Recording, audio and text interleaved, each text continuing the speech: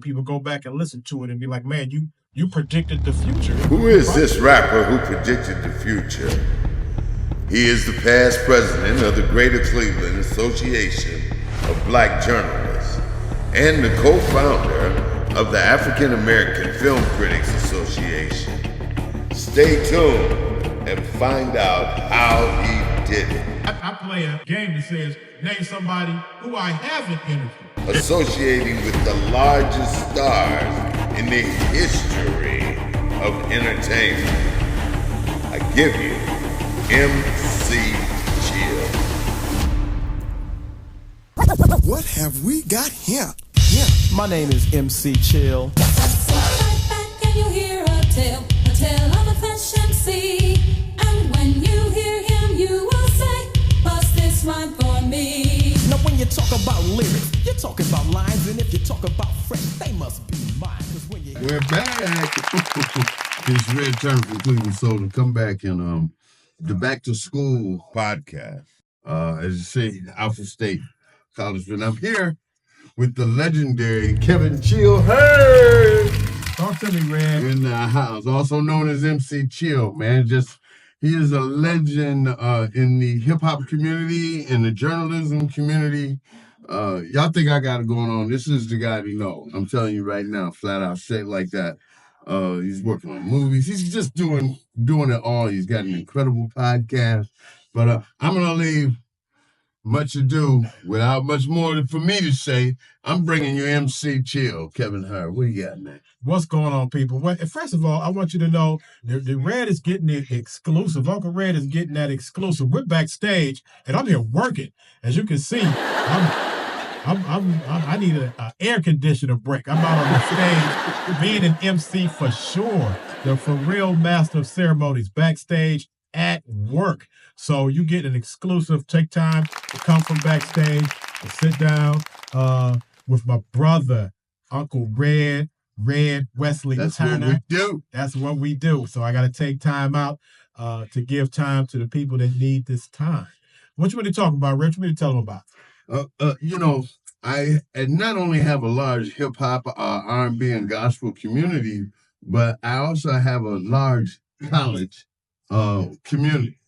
And so I want to feed them a little hope and encouragement. So I'd like for you to go over a list of some of the things. It would take forever to go over everything, but of your accomplishments. Oh, we met in Kent State. No, we didn't. We knew each other from Cleveland, but I went to Kent State and he was already there. And that's from there, it blossoms. Well, so just to talk about a little bit about the importance of college. Yeah, education. Education. Yeah, college. Yeah. Man, education. I mean, it's cliche that we say that education is the key, but that's serious business, man. That gives you the power to overcome all obstacles. Not just learning knowledge from books, but experience, methodology of how to research things, how to dissect the information from a scholarly academic view.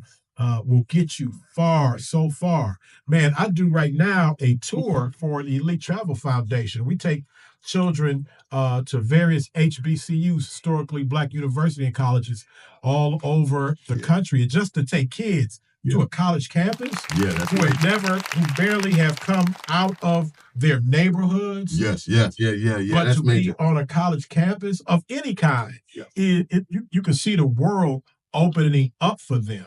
And man, I'm just glad to be there to help be a part of that, but to see their faces, it's an incredible experience, and I'm honored to partake in that. Matter of fact, when I leave here, I'm headed to New Orleans to take some kids to some schools in the New Orleans, Mississippi area for them to see those. And some of those kids are thinking about grad school at that. So wow. That's next level. But yeah, go ahead, Red. So tell me, Chill, what are some of the accomplishments, some of the things that your life experiences in as a result of your education? I know that your street and your knowledge with the hip hop is very phenomenal, and so that brought out. And a lot of people don't understand, like, you were very melodically inclined. When I met you, man, like because I'm coming out of R&B, and gospel and jazz, and I mean I'm playing this thing, and when I heard you like talking, but it was in key and you were floating up and down the scale, I was like, whoa. So you had experiences that were that you rapped about that it just intrigued me. So I want to talk about that, and I want to talk about your journalism and anything else that you think that your education supported your success. Well, my hip hop journey really took hold while I was in college. So, people say that you can only rap about what you know about. Mm-hmm. And fortunately, the things that I was learning at the beginning of my hip hop career, Yeah. I'm learning things about new terms that were being talked about, Afrocentricity, Yes. and Pan-African studies, Yeah. Black awareness. So I'm learning a lot of history and heritage, and it was reflected in a lot of the music that I did. I was one of the first people to do a social political rap called "Open Your Eyes." Yeah, that's and right. we talked about apartheid in South Africa. That's right. And I opened that song talking about for the release of Nelson Mandela. He was still in prison when I made that song. The perseverance of Desmond Tutu to the release of Nelson Mandela. Open your eyes. To my brothers in struggle, this song is for you, for the pain and the oppression that you're going through, and for my brothers at home, I hope you will find that this message is a plea and not just a rhyme.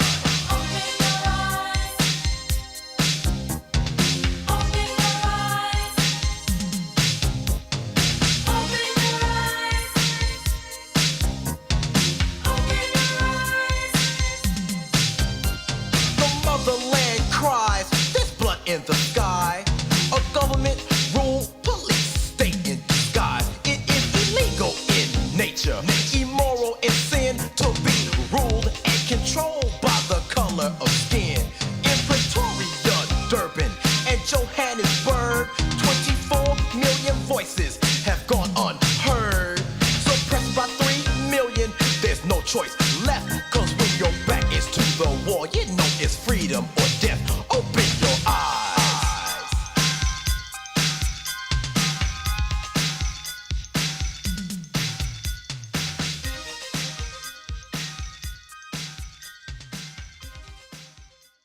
Right. Now, I'm not saying that my song Freedom got him out. Right. But I did my part. You did your part. But yeah, man, even just like songs like MC Story, when I talk about, how it felt to me from my heart to be an MC was expressed in those songs. Creating a world which is made of words, where a portion of our life sometimes can be heard. We're living in lyrics, looking for glory, and it all can be found in an MC story.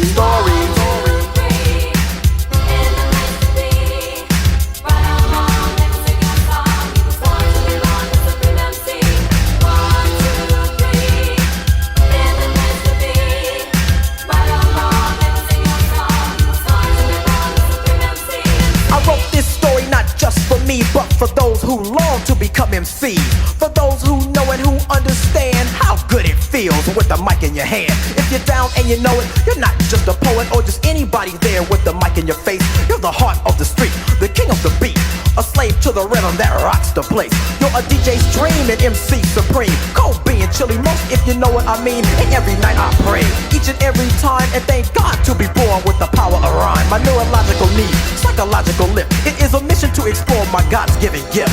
To want it so bad, we would do it for free. We were sworn to be born the supreme MC. MC story, MC story, MC story, MC story. Here's songs like Prophecy, which is like a cult classic in the UK. People contact me from overseas talking about Prophecy and things that they heard in that song that they found out came true, truly like a prophecy. It came out like, 20, 30 years later after I made that song. People go back and listen to it and be like, man, you predicted the future. It was, what's the word? Prophesy. Prophesized it. Prophesy. And so I appreciate all those people that did that.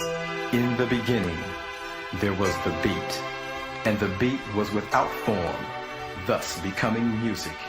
And the music was good, and from that music evolved a new form, conceived and created from the ancient tribal drums to the sounds of the city streets, and it was called rap. But from the goodness of rap came forth a deluge of perpetration, greed, and destruction thereof. Behold, the prophecy.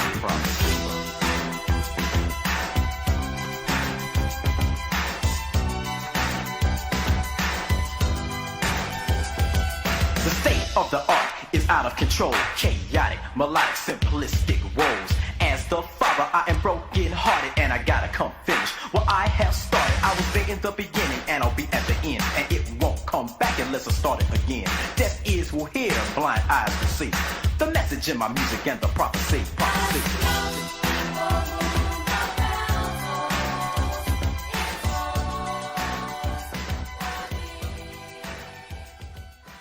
From hip hop in school got me in journalism. I started writing for national publications. I started writing for historic publications throughout the country, especially in Cleveland, Ohio.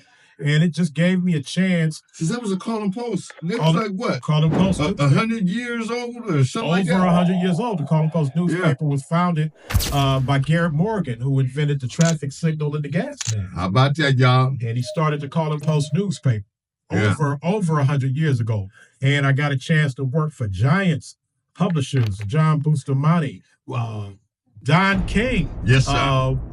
Bought the paper while I was working there, and took us to another level in publishing equipment. Bought us a new building. So we think we know Mr. King from behind the scenes, but he does so many things that we don't know about. That's right. So I want to give a shout out to my former boss, always my triple OG. But from there, my journalism took me to so many other places to interview so many artists. Every major Hollywood actor, and now I'm at a point where I recognize it's a non-gender specific term, actor. So when I say actor, I'm talking about male and female. Right. I've interviewed almost every box office, every critical actor that there is. And, for an example, just a few. I mean, I know it goes on, but off the top, Denzel Washington. yes, sir. Halle Berry, Matt Damon, Wesley Snipes, Jada Pinkett, Will Smith. He almost virtually read every major artist, Samuel L. Jackson, every major artist. I play a game that says, name somebody who I haven't interviewed. Yes, there. So, but to be in that type of position all things are connected. It's like I talk about the web of destiny. Yeah. Everything touches something else and has to do with the total outcome. Back to school, your baby. experience. Yes, sir. From school, from neighborhood, from your education to your upbringing, to all of your experiences leads to the next experience. Yeah. It's like Lotto, you got to be in it to win it. Yeah. And, you can't win if you don't have a ticket. So the ticket is education all day long. And if you're not prepared, you'll get left behind.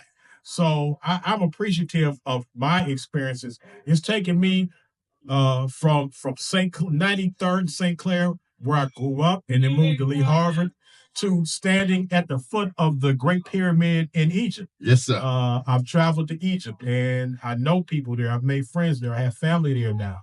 And I've studied the ancient language in Egypt. And you studied the languages. And I'm studying the written ancient language that we would know as hieroglyphics. Yeah. But it's actually known as the Medu Neter, the divine or sacred words. And you are excused. This is down. As it's going down, we're working over here. That's how relaxed we are with it. See, when you got it, you got it. But yeah, no, I appreciate every opportunity. And again, man, just to be here with this gentleman, A lot of these things, a lot of these steps, a lot of these turns and activities and things that I've been able to things that I've It's television, trust me. things that I've been able to take part of. I've shared a lot of part of my early career, the formative years with this brother right here. And together we did a lot of amazing things, a lot of groundbreaking things, to not just open the door in the area, the neighborhood, the city and state that we're from, but beyond that. Yeah, in the United States of America, because when Chill came around, man, it's like this, like people were not, everyone was out of New York City. If my memory serves me correctly, so, and y'all know I'm closer to 100 than I am to 0. So, I've been around a while, and I'm not a fibber or a fabricator or giving you any hyperbole. I'm just giving you the best as I can recall. And so it's amazing that God knew I couldn't do this by myself. Chill had this special ingredient where he believed. And I came from that. My parents were highly accomplished individuals. My father, 42 years in the United States military. He joined during segregation, and he ended up being an advisor to colonels and generals. I'm just saying, so we had this, and Chill's dad was an attorney, and his mom was educated. Listen, man, so we already, but now we can fight, we can scrap. Everybody can do that. Come on, for real, my friend. So, but he had something to talk about that was more. He said, you can't just talk about it, you gotta be about it. Your experiences are what you are. You only can talk about what your experiences. So his education was vast. And I did want to say, when I tell people, and you mentioned that my dad was a lawyer, that didn't come easy to him. No. My father grew up with nobody before him going to college from his family in a portion of Miami, Florida, called Opelika. He sold sandwiches at the Fontainebleau Hotel to white people. It was at that time you could only go to the Fontainebleau Hotel. You couldn't be black and stay at that hotel. And he sold sandwiches in the summer to pay for his way into college. Wow, isn't that something? So he went to Central State University, an HBCU, and graduated in business. It was after he left college, after he started a family. I watched my father go to law school. I was in middle school when my father went to law school. So he worked full time, raised a family, and went to law school. Isn't that something? And so he just didn't jump out there and was a lawyer. I saw him work as an adult, making his way through law school. So, my dad is not with me now. He made transition, but he's with me every single day. Yes. He loved this man That right was here. my dude, man. And, but yeah, I just want you to know, I saw my father. I wasn't born to a family with a lawyer in it. My father graduated from law school. I was almost on my way to college. Yeah. I wasn't born with a family with an officer in it. Right. My dad got his officer while he was a frontline infantry mortar man, and he went to school while he was in there. So our parents had the hard road. Right. So we already knew what that was. So it wasn't easy. It's not easy. So when Red and I went on this journey into being pioneering efforts into hip hop, we were built for that. Did we know exactly what we were doing every turn? Nope. But we had confidence in each other. Yes, sir. We knew what we felt in our heart about what our mission was. That's right. And so at every turn, there was an obstacle. At every turn. You don't get to be a hip hop artist from Cleveland when there's only people from New York. That's and right. a couple of people from Philly. And shout out to my man Ice-T, who was making noise out in LA. But other than that, that was it. So at every turn, there was an obstacle. And we were built for those obstacles. We were prepared for those obstacles. And we still are. And we still are. That's the important thing. And that's why we're able to just sit here and be like, cold chill with y'all. Like, with MC Chill, Kevin, Chill, Talk to me. MC Chill. I still got work to do. Yeah. We backstage. We backstage. So we got to go. By the way, peace. And hello, Janice. God bless you. That's my dude's girl, without a doubt. Dr. White, Taylor. Dr. Janice Taylor. Yeah. So I thank you. And I thank you for all of the other clips. Y'all going to be seeing a bunch of him about this. How do we reach you? Oh, yeah, he's got podcasts. We have a show. Chill Talk is on hiatus right now, but we'll be back soon. You can catch me on YouTube, Kevin Chill Heard. You can catch me on Facebook, Kevin MC Chill Heard. And you can catch me on Instagram, Kevin Chill Heard. And stay tuned for all the things in the Chillosphere that I have going. And we have some really interesting things that are happening, big major things. So stay tuned. Hey, check this out. Pay attention and know this. You never know who's sitting on the stairs backstage. We love y'all. Peace. We out. What have we got here? My name is MC Chill, and when they told me I could make a record, I thought to myself, well, it's about time. So I went and got my mellow Mike Nice on his dangerous DMX, my homeboy Beatmaster T on the human percussions, and the Surgeon General himself, DJ Kid Finesse, cutting it up. Since it's our turn now, let's bust it like this. Sit right back and you hear a tale of a fresh MC. And when you hear him, you will say, bust this rhyme for me. Now when you talk about lyrics, you're talking about lines, and if you talk about fresh, they must be mine. Cause when you hear a Def Jam, what you're hearing is skill, and who you're hearing right now is MC Chill. You see, I got more juice than Minute Maid, and I am definitely fresher than lemonade. Cause when my liquid's all gone, baby,